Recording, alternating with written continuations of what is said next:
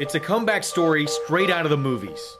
To be more specific, straight out of a movie inspired by the man this comeback story is all about. Before Leigh Steinberg, who inspired the character and consulted on the movie Jerry Maguire, there was no such thing as a sports super agent. He was the original. Along the way, not only inking record-setting deals for his clients, but focusing on developing lasting charitable foundations for the athletes he represented. Steinberg would go on to become the sports world's undisputed #1 agent, representing 8 #1 NFL draft picks, 60 first-rounders, and 8 Hall of Famers.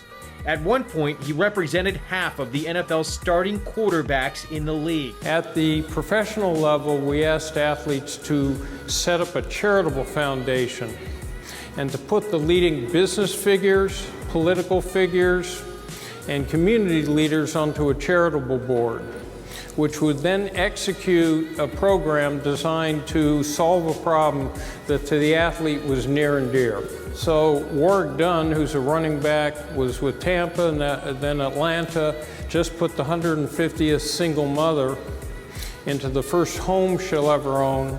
So it's athletes changing lives. But in 2007, beset by family and personal problems, he turned to alcohol, eventually losing not only his business, but its certification to even represent NFL athletes. So there had been a series of events in my personal life, not work life, because I expect problems and I don't really feel stressed doing what we're doing. It's exhilarating. My father died of cancer, a long death. My kids were diagnosed with severe eye problems, and then I got divorced, and I felt powerless, that I couldn't do what a father should be able to do, protect his kids, what a son should be able to do, protect his father, what a husband should be able to do, which is keep a roof over our head, and then hold the marriage together. So I gave my practice to the younger agents, moved into sober living, and decided if nothing else, I'd be sober and I'd be a good father, and worked a 12-step program, and next month I'll be 6 years sober. I'm currently working on an anti-bullying project. So I went to the head of the California CIF, which has 1,400 high schools, and said, what if we do this? Suppose instead of being the purveyors of bullying, we have the athletes and coaches set the standard for tolerance. What I discovered was that the greatest skill necessary for this field was not suasion and talking, it's listening.